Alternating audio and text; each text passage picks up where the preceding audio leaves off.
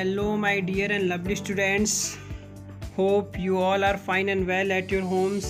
This is Sunil here, your history teacher, and today here I am going to explain you lesson number 2 of history from hunting, gathering to growing food.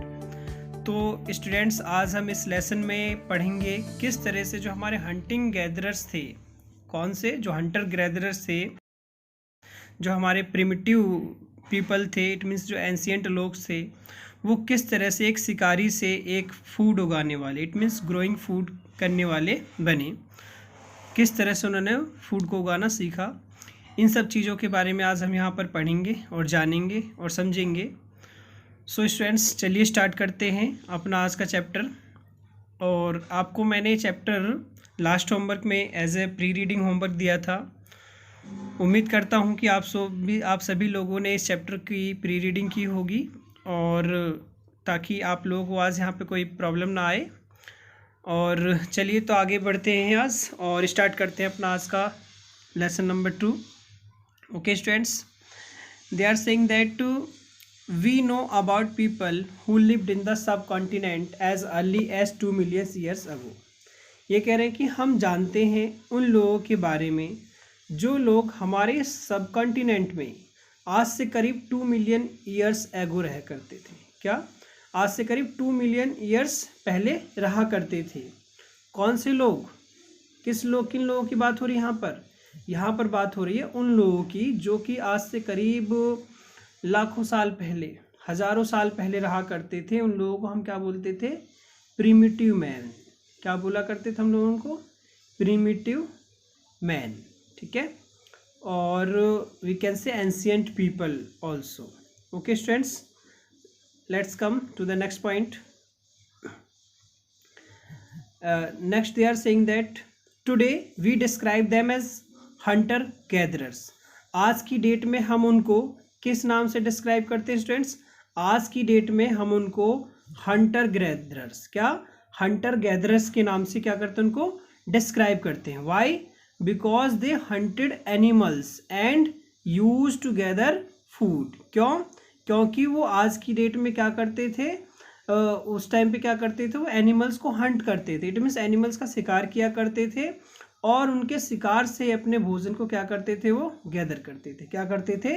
इकट्ठा करते थे अपने खाने के लिए। Okay students, आगे कह रहे हैं generally the early man hunted wild animals, caught fish and birds, gathered fruits, roots, nuts, seeds, leaves, stalks and eggs. ये कह रहे हैं कि जनरली जो हंटर गैदरर्स थे वो लोग किस चीज़ को हंट किया करते थे? वो लोग हंट किया करते थे किसको?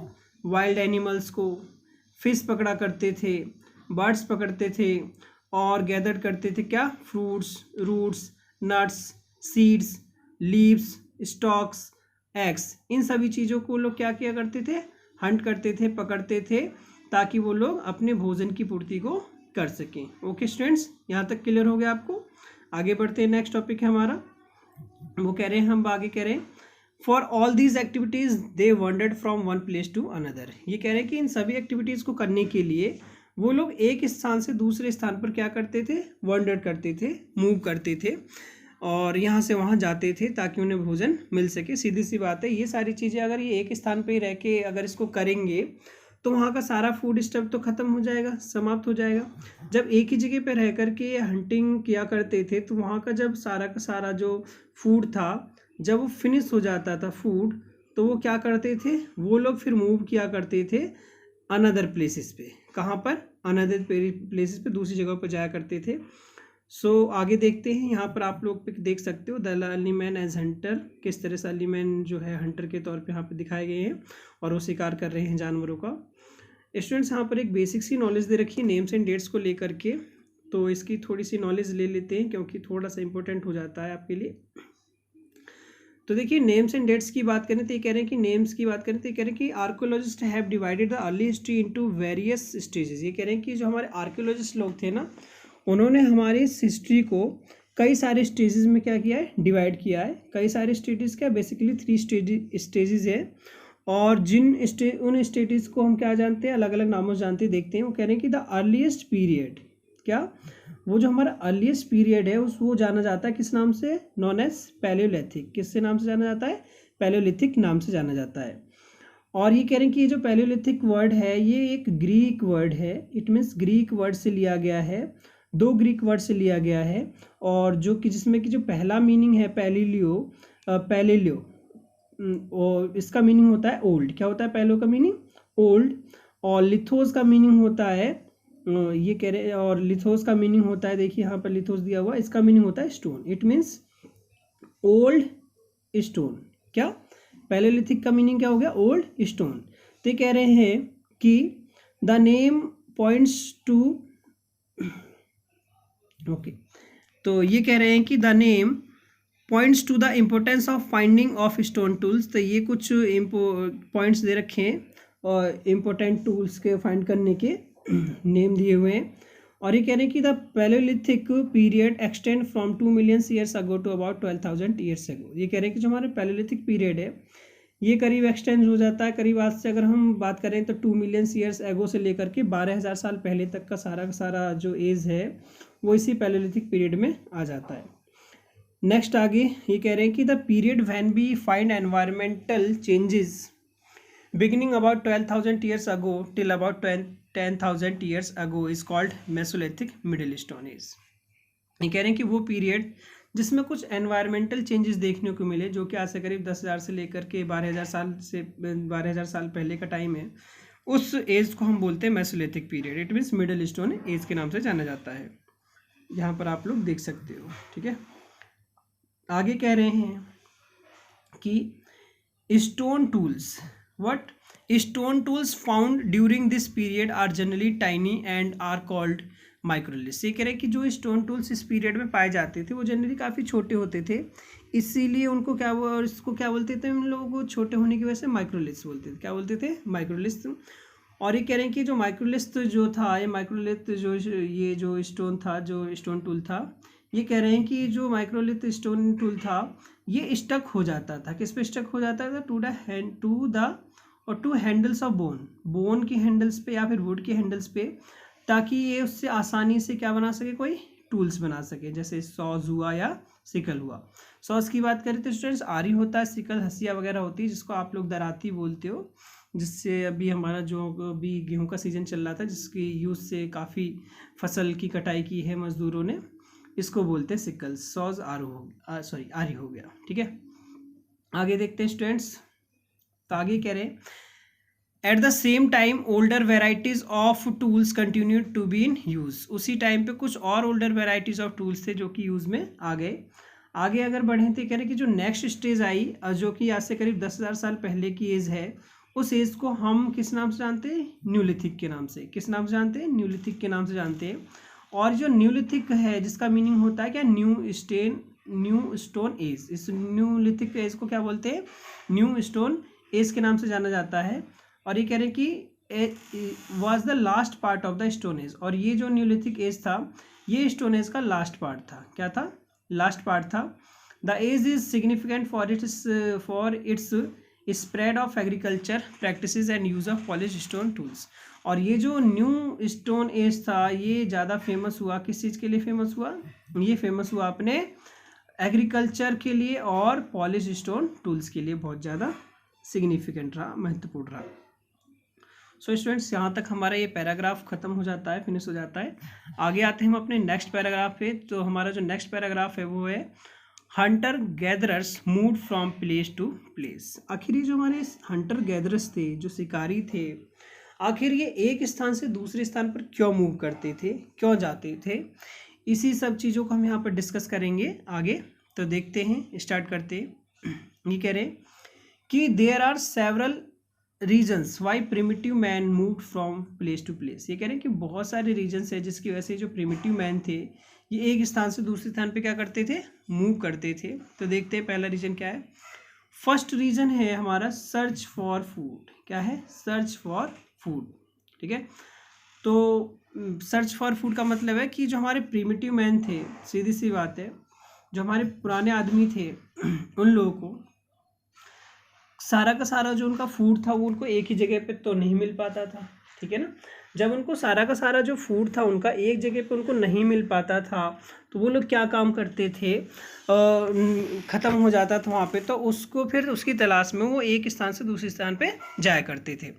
तो ये कह रहे हैं इसमें भी, the primitive man was not a food producer but a food gatherer. ये कह रहे हैं कि जो हमारे एंशियंट पीपल थे, जो प्रिमिटिव मैन थे, वो कोई फूड प्रोड्यूसर नहीं थे। इट मीन्स उनको फूड उगाना नहीं आता था। जैसे हम आज की डेट में क्या करते हैं, अपनी फसल बोते हैं, ग्रो करते हैं और उसको काटते हैं और फिर ग्रेन के रूप में उसका अनाज लेकर के हम लोग खाते हैं। हमको उगाना आता है, हम खाते हैं।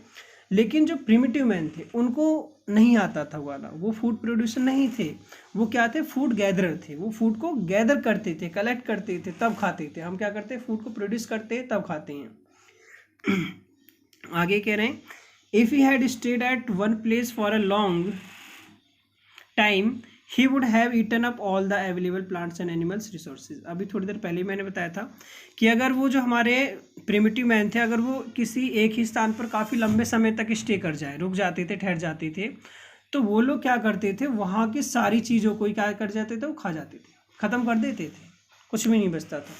जब सारी चीज़ें खा जाएंगे एक ही स्थान पे, सीधी सी बात है, इंसान रहेगा तो वहाँ का जो भी रिसोर्स है, सीधी सी बात है, उसको ख़त्म कर जाएगा, खा जाएगा।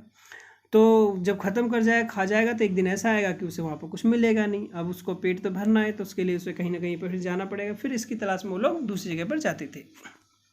ओके, आगे कह रहे हैं कि so he had to move elsewhere in search of food. इसलिए उनको एक स्थान से दूसरे स्थान पर जाना पड़ता था फूड की तलाश में। आगे सेकंड पॉइंट कह रहे हैं कि मूवमेंट्स ऑफ एनिमल्स। दूसरा रीजन ये था, पहला रीजन था सर्च फॉर फूड, दूसरा रीजन है मूवमेंट ऑफ एनिमल्स, एनिमल्स के मूवमेंट की वजह से। देखिए कह रहे हैं कि जो प्रिमिटिव मैन थे was not aware about domestication of animals. जो पुराने ज़माने के जो लोग थे, एंशिएंट टाइम के जो लोग थे, उन लोगों को डोमेस्टिकेशन भी करना नहीं आता था। डोमेस्टिकेशन का मतलब वो लोग जैसे जानवरों को पालना पोसना भी नहीं जानते थे। डोमेस्टिक जैसे हम आज की डेट में गाय पालते हैं, भैंस पालते हैं और उनके मिल्क को हम लोग एज ए फूड के तौर पे यूज़ करते हैं, और भी कई सारे तरह तरह के जानवर हैं जिनको हम यूज़ करते हैं एज ए फूड के तौर पे। तो ये जो अर्ली मैन थे, उन लोगों को डोमेस्टिकेशन नहीं आता था, उनका जानवरों को पालना पोसना नहीं आता था, मिल्क के पर्पज़ से या किसी और पर्पज़ से। तो इसलिए वो क्या काम करते थे कि जहाँ पर एनिमल्स जाते थे, as the animals use to move from one place to another in search of food he followed them. तो जब एनिमल्स एक स्थान से दूसरे स्थान पे क्या करते थे, मूव करते थे, किसकी तलाश में, वो फूड की तलाश में। तो ये लोग भी जो एंशिएंट पीपल थे, जो प्रिमिटिव मैन थे, ये भी क्या करते थे, उनको फॉलो करते थे। क्या करते थे, उनको फॉलो किया करते थे। तो ये कुछ रीजंस रहे। सेकंड रीजन, थर्ड रीजन देखते हैं। थर्ड रीजन कह रहे हैं डिफरेंट सीजन। एक तो सीजन की वजह से भी, देखिए सीजन को मैं थोड़ा सा यहाँ पर एक्सप्लेन कर दूँ। सीजन कैसे, देखिए जो हमारा सीजन है, जैसे मान लीजिए, अब पढ़ लेते हैं थोड़ा सा, तब डिस्कस करते हैं। कह रहे थे कि plants and trees bear fruit in different season. ये कह रहे हैं जो प्लांट और फ्रूट्स थे, प्लांट और ट्रीज जो थे, वो फ्रूट्स को अलग अलग सीजन्स में बियर करते थे। इट मीन्स अलग अलग सीजन में फ्रूट्स होते थे। जैसे अभी हमारा गर्मी का टाइम ले लीजिए, गर्मी के टाइम में हमें मैंगो मिल जाता है ना आसानी से, और आसानी से मैंगो मिल जाता है, हम आसानी से खाते हैं। लेकिन यही मैंगो हमको विंटर के सीज़न में नहीं मिलता, जाड़ों के सीज़न में नहीं मिलता, बट इस टाइम पे मिलने शुरू हो जाते हैं। जैसे हमारे कुछ और जो वाटर से, जो हमारी जो वाटर को पूरा करते हैं, वो वाले फूड, जैसे हुआ आपका कुकुम्बर हुआ, ककड़ी हुआ, खीरा हुआ, ये सब चीज़ें जो है हमें गर्मियों में मिलती हैं, लेकिन हर सीज़न में नहीं अवेलेबल होती हैं। तो इसीलिए डिफरेंट सीज़न में, अलग अलग सीज़न में अलग अलग प्लांट्स पे, अलग अलग ट्रीज़ पे अलग अलग तरह के क्या आते हैं, फ्रूट आते हैं। तो हर सीज़न में नहीं मिलते, ख़त्म हो जाते हैं। इसीलिए so he move from one region to another in search of different kinds of plants and fruits. तो इसीलिए वो एक रीजन से दूसरे रीजन पे मूव करते थे, अलग अलग प्लांट्स और फ्रूट्स की तलाश में। नेक्स्ट रीज़न है हमारा नीड ऑफ वाटर। सीधी सी बात है, ये तो बहुत बड़ी नीड है। आज की डेट में भी हमारे लिए वाटर बहुत बड़े रिसोर्स के तौर पे जाना जाता है और हमारी बहुत बड़ी ज़रूरत है। Without water we can't live today also. So this is also in earlier times. तो नीड ऑफ वाटर की नीड तो सभी को होती है, बिना वाटर के तो कोई रह ही नहीं सकता। तो ये कह रहे हैं कि people, plants and animals need water to survive. ये कह रहे हैं कि चाहे वो पीपल हो, चाहे प्लांट्स हो, चाहे एनिमल्स हो, सभी को जीवित रहने के लिए किसकी ज़रूरत पड़ती है स्टूडेंट्स, वाटर की। हमको भी ज़रूरत पड़ती है, हमें भी चाहिए होता है, इसी तरह से उनको भी वाटर की ज़रूरत होती थी। तो सभी को वाटर की ज़रूरत होती है सर्वाइव करने के लिए। Water is found in lakes, और वाटर कहाँ पे पाया जाता था स्टूडेंट्स? लेक्स में पाया जाता था, स्ट्रीम्स में पाया जाता था और रिवर्स में पाया जाता था। इट मीन्स इनमें ही मिलता है हमको। वाटर्स हमको कहाँ मिलता है? लेक्स में मिलता है, स्ट्रीम्स में मिलता है और रिवर्स में मिलता है, ठीक है ना। और many lakes, streams and rivers were perennial, others were non perennial. और इनमें से बहुत सारी लेक्स, स्ट्रीम्स और जो रिवर्स थी वो क्या थी? पेरिनियल थी। और पेरिनियल का मतलब स्थायी, एक जगह फिक्स रहती थी, वहाँ पर हमेशा ही देखने को पानी मिलता था, पानी उनमें हमेशा होता था। लेकिन उनमें बहुत सारी ऐसी भी थी जो कि स्ट्रीम्स और लेक्स और जो रिवर्स थी कुछ ऐसी भी थी जो कि नॉन पेरिनियल थी, वो फिक्स नहीं थी, स्थायी नहीं थी, वो बहने वाली थी, यानी कि सूख जाती थी सीजन के हिसाब से, या ड्राई हॉट सीजन में नहीं मिलती थी, पानी कम हो जाता था, कुछ ऐसी लेक्स थी।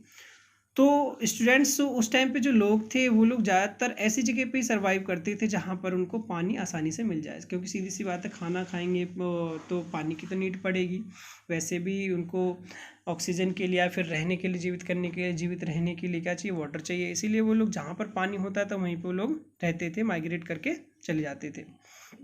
तो इसलिए कह रहे हैं so people use to migrate during the dry season, इसलिए ड्राई सीजन में लोग जो थे उस टाइम पे क्या करते थे? माइग्रेट कर जाते थे, क्योंकि ड्राई सीजन में हमारे जो ये जो स्ट्रीम्स है, लेक्स है, रिवर्स है, इनके वाटर जो है कहीं कहीं पे सूख जाते थे, इसलिए वो लोग क्या करते थे? मूव करते थे एक जगह से दूसरी जगह पे वाटर की तलाश में भी। नेक्स्ट रीजन आता है हमारे स्टूडेंट्स, ये कह रहे हैं आगे, how do we know about these people. Okay students, अभी कह रहे हैं कि आखिर ये जो हमारे ये जो स्टूडेंट्स यहाँ पे हमारे रीजन जो थे सारे खत्म हो जाते, 4 रीजन इन्होंने दिए हुए हैं। हंटर गैदर्स आखिर क्यों एक स्थान से दूसरे स्थान पर मूव करते थे, तो उसके 4 रीजन है। पहला रीजन आपने देखा था सर्च फॉर फूड, क्या था? Search for food. दूसरा रीजन आपने देखा movements of animals. Third reason देखा डिफरेंट सीजन्स। फोर्थ रीजन देखा नीड ऑफ वाटर। ये कुछ रीजन्स थे। अब आगे बढ़ते हैं, आगे कह रहे हैं how do we know about these people, आखिर हम इन लोगों के बारे में कैसे जानेंगे, कैसे समझेंगे और कैसे जानेंगे। तो चलिए स्टार्ट करते हैं। कह रहे हैं कि archaeologist have found some of the things hunter gatherers made and used. ये कह रहे हैं कि जो हमारे आर्कियोलॉजिस्ट लोग थे उन्होंने बहुत सारी ऐसी चीज़ों को क्या किया? ढूंढा, खोजा, जिससे कि जो कि हंटर गैदरर्स क्या करते थे? यूज़ किया करते थे और बनाया करते थे।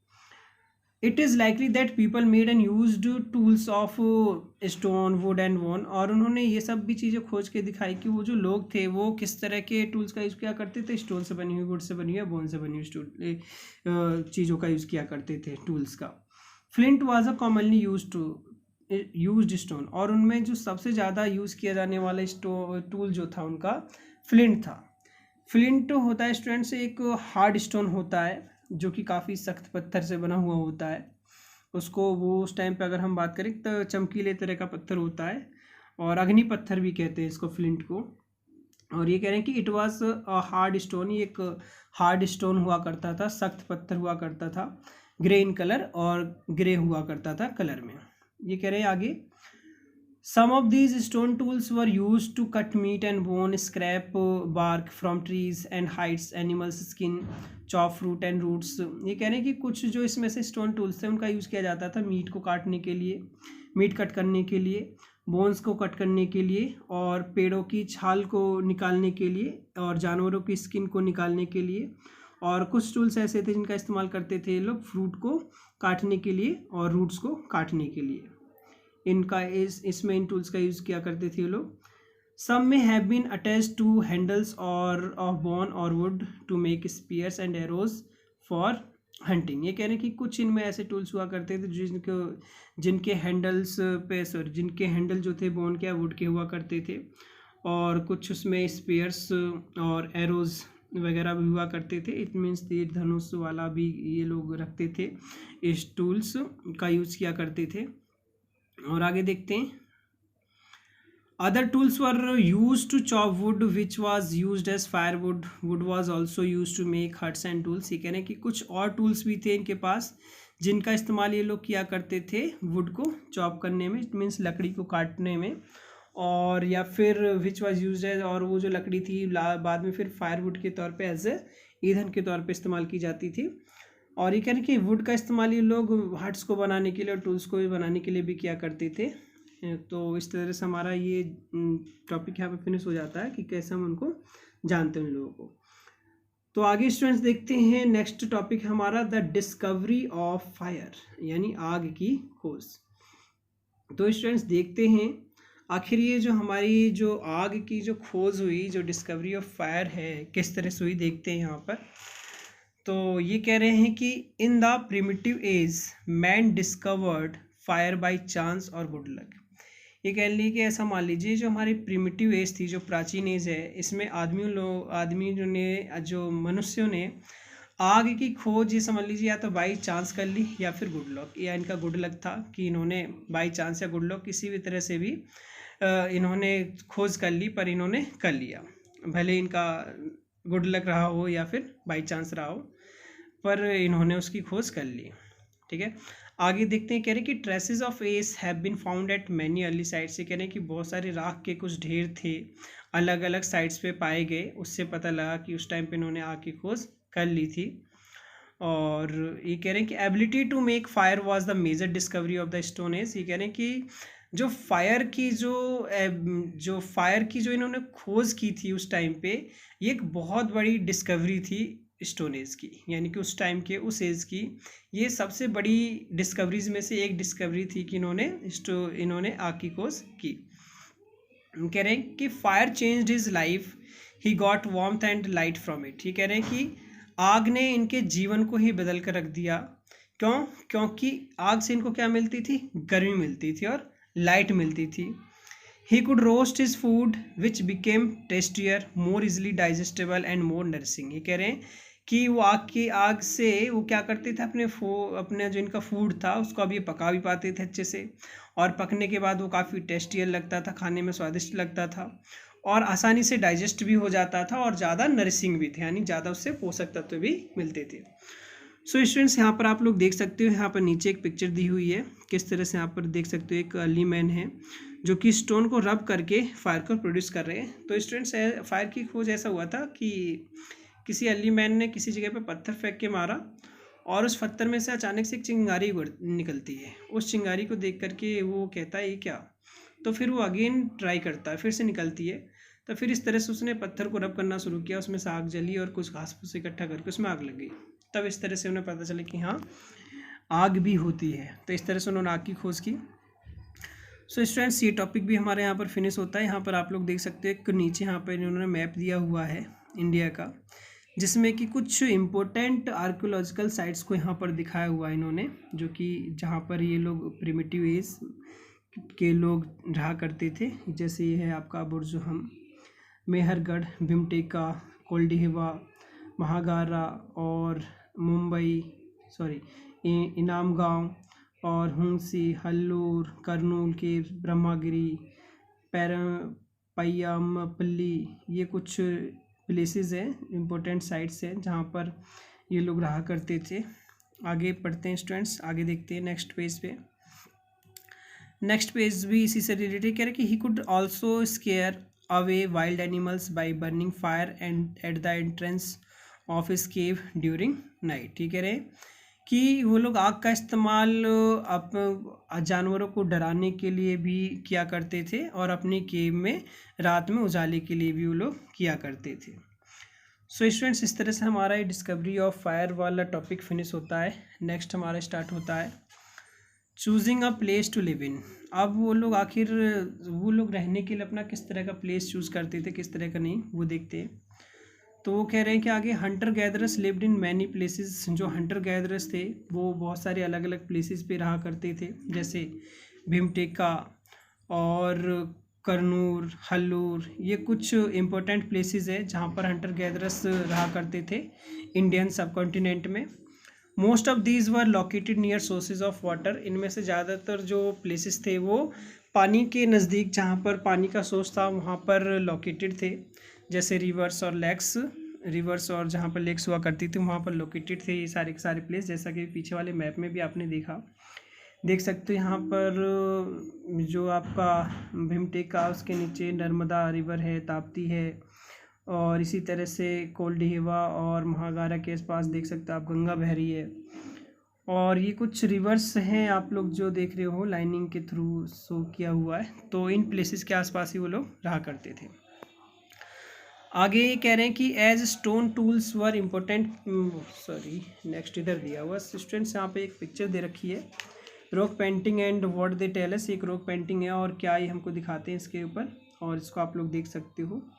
नेक्स्ट आगे देखें तो अगर ये कह रहे हैं कि as stone tools were important people tried to find places where good quality stone was easily available. देखिए ये जो स्टोन टूल्स था काफ़ी ज़्यादा इंपॉर्टेंट थे, इसलिए पीपल ने, लोगों ने ट्राई किया ऐसे स्थानों को ढूंढने का जहाँ पे कि गुड क्वालिटी के स्टोन आसानी से अवेलेबल हो, मिल जाए।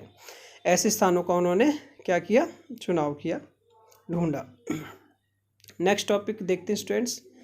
नेक्स्ट टॉपिक हमारा अ चेंजिंग एनवायरनमेंट। ये कह रहे कि अराउंड 12,000 ईयर्स अगो, आज से करीब 12,000 साल पहले, there were major changes in the climate of the world के क्लाइमेट में बहुत ज़्यादा चेंजेस आया with a shift to relatively warm conditions. क्योंकि थोड़ी सी जैसे जैसे वार्म कंडीशंस बढ़ती गई तो कुछ कई सारे चेंजेस देखने को मिले। ये कह रहे हैं कि warm conditions help in the growth of grasslands. ये कह रहे हैं वार्म कंडीशंस ने ग्रासलैंड की ग्रोथ में काफ़ी ज़्यादा हेल्प की, यानी इट मीन्स वार्म की वजह से काफ़ी ज़्यादा घास देखने को मिली और घास बढ़ गई और घास काफ़ी ज़्यादा ग्रो हुई। This led to an increase in herbivores like deer, antelope, goat, sheep and cattle I animals that survive on grass. तो इन ग्रासलैंड की वजह से बहुत सारे जो घास खाने वाले जो जानवर थे उनकी उसमें इंक्रीजमेंट देखने को मिली, जैसे डियर, एंटीलोप, गोट, सीप, कैटल, ये कुछ घास खाने वाले जानवर हैं सारे के सारे जो कि ग्रास पर ही सर्वाइव करते हैं। तो इनमें काफ़ी ज़्यादा इंक्रीमेंट देखने को मिला। आगे कह रहे हैं कि those who hunted these animals now followed them learning about their food habits and their breeding seasons. तो ऐसे शिकारी या मैन जो इन जानवरों को क्या करते थे, शिकार करते थे, इनको फॉलो किया करते थे और उनकी फूड हैबिट्स को और उनकी ब्रीडिंग सीजन्स को वो लोग देखा करते थे, जाना करते थे और समझते थे और सीखते थे। It is likely that this help people to start thinking about herding and rearing these animals themselves. और इन सब चीज़ों से की वजह से ही उनको काफ़ी ज़्यादा हेल्प मिली, सहायता मिली इन लोगों को कि उन्होंने फिर हर्डिंग और रेयरिंग स्टार्ट कर दी खुद इन एनिमल्स को। इट मीन्स उन्होंने इनका पालन पोषण करना शुरू कर दिया। फिशिंग ऑल्सो बिकेम इम्पोर्टेंट, और फिशिंग भी उस टाइम पे काफ़ी ज़्यादा इम्पोर्टेंट थी, फिशिंग भी करते थे लोग बहुत ज़्यादा अपने फूड के लिए। Growth of grassland not only provided fodder to animals but also became source of food the early man. ये कह रहे हैं कि जो ग्रासलैंड की जो ग्रोथ थी उसने ना केवल एनिमल्स को एज ए फोडर के तौर पे काम किया, फोडर मीन्स एनिमल्स का चारा होता है, खाना होता है, बल्कि उसने अर्ली मैन के भी सोर्स ऑफ फूड में एक महत्वपूर्ण भूमिका निभाई। इट मीन्स ग्रासलैंड की वजह से दोनों को ही फ़ायदा हुआ, एनिमल्स को भी और मैन को भी। सो स्टूडेंट्स आज की वीडियो में हमारा यहीं तक का टॉपिक रहेगा।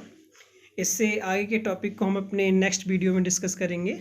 ये नेक्स्ट वीडियो आएगी, ये इस चैप्टर का पार्ट 1 था। पार्ट 2 नेक्स्ट वीडियो में आपको देखने को मिलेगा। सो स्टूडेंट्स आज के लिए इतना काफ़ी है और इससे आगे का पढ़ेंगे कल नेक्स्ट वीडियो में। तब तक के लिए bye bye, see you, take care, thank you so much for listening me carefully, have a good day, bye bye, see you, take care, stay home, stay safe.